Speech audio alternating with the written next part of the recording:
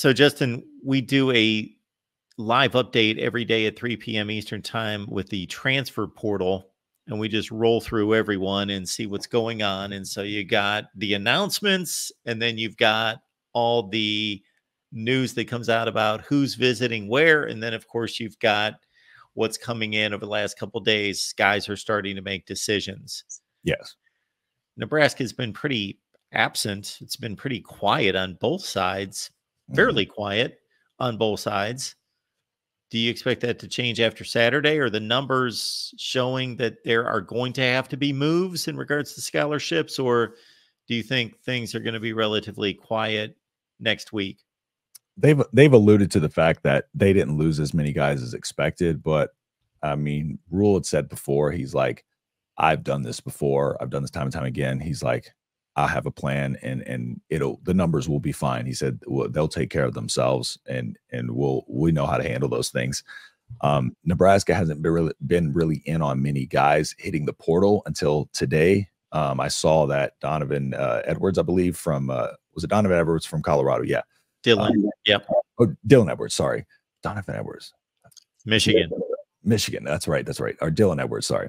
I guess I talk about Michigan more, but Dylan Edwards, Nebraska was listed as one of the 3 teams that he's potentially interested in. So, yeah, there was a little video today about 3 teams. I can't remember the other 2, but Nebraska's in on him potentially, and that speaks again to the fact that they might not be done yet, and maybe they aren't as bad off on numbers. Or maybe they have a plan for these numbers, or they plan on bringing him in as a non-scholarship NIL type of scholarship. But yeah, so they haven't been very, very active, but they are putting the feelers out because we see now that there's interest and mutual interest in this case. So that will be the biggest thing to see how it plays out. And I think a lot of these guys and a lot of the staff will get a feel for just what some of these guys are made of, because, practice one thing, when you get out there in the game and they start it being reaction and instinct instead of drills and stuff like that, you get to see how far along these guys developed are in their IQ, their football IQ, and their football minds, and how much of it is instinct and how much of it is thought process and too much thinking. Who's reacting, who's doing the right things, who's where they need to be. So yeah, I think maybe after that, they might get a better idea of where some of these guys land and maybe have a conversation. But I don't know if maybe their plan might be, I don't know if they can convert these guys from scholarship to NIL deal. I don't know. But it seems like they're very confident in where they stand with numbers. It amazes me at this point how many of these players, as we go through it, and this is something we didn't see until this cycle of the transfer portal, and we've had about 6 or 7 at this point in regards to, I know the transfer portal, a lot of people don't know this, it's been around a long, long time, but in regards to the way it functions now, it's been about 3 years that it's functioned this way. And of course, we've got the 2 windows every year, but this is the first time we are seeing guys that transferred at the end of 2023 in December that will never play for their new team because they're back in the transfer portal. And now I see a USC wide receiver who went USC, UCLA. He's going back to USC now, Kyle Ford. I was just checking the latest to see if there's anything out there on Dylan Edwards or anyone else, but don't see anything connected to Nebraska per se. Yeah, I can't remember where that clip came from, and I think they might have been, because I didn't actually get a chance to watch it, but I had saw it on Twitter and just saw what the caption said, and so there seems to be, I don't know if it was him that was actually saying it or what, but there is one of the questions with some of these guys coming over from Colorado, just kind of are just in general, like,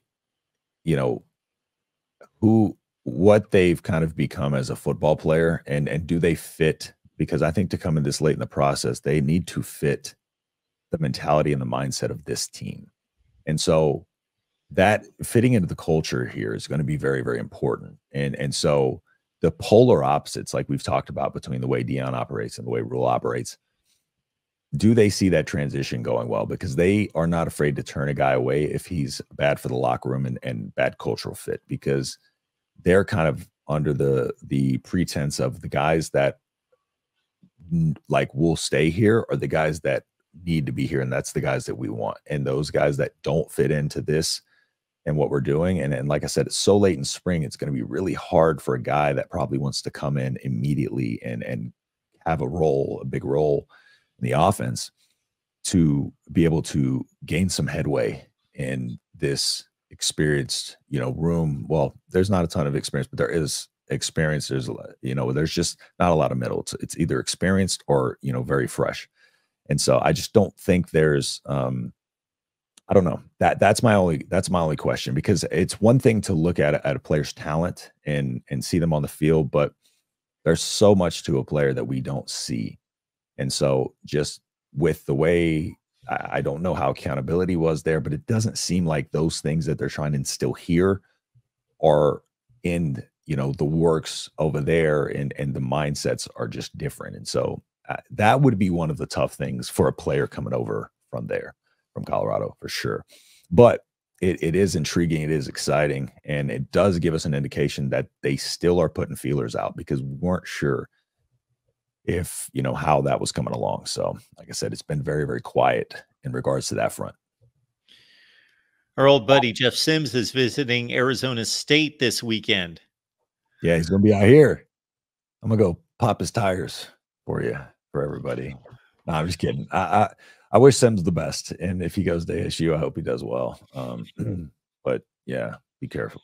There's a lot of Husker fans out here. I don't know if they're as nice, but they'll come to the game to boo you. But no, it's one of those things. It's like, it could be exciting to see him come over here, and just maybe go watch him play. Hopefully he can kind of get everything together, and maybe ASU runs an offense where he can just kind of play loose and just play his style. So I hope he does well. I hate to say it, and I went on and on about this in our previous show, Hawkeyes Live on the Iowa channel. Folks, check it out. But I said over and over and over when the season ended, go get a quarterback in the transfer portal. Cade McNamara is brittle. He's played 7 games in 2 years. Even when he was at his best at Michigan, I think he's slightly overrated. Good game manager, good when he's got everything working around him. And of course, he played for a much better team with much more talent around him. Played well, managed the game, but typically threw his 18 or 20 passes a game. Well, they're relying on Cade McNamara. Now they got Marco Lionez, who's just a runner who's got no experience. Yep. And Deacon Hill, who was not a good quarterback, probably the worst starting quarterback in the Big Ten last year, despite Iowa winning the division. He takes off, and now the quarterback selections are not the best. And Jaden Rashad is not going to Iowa. So they now have to go get a quarterback. And I was pleading with them in December, go get a quarterback, when there were dozens of good, capable quarterbacks. Exactly. Yeah, I remember that, because they're quarterback away. What are you doing? And yeah, that doesn't make sense. And yeah, they're quarterback away. It's I don't understand, but it's a great position for them to be in for us.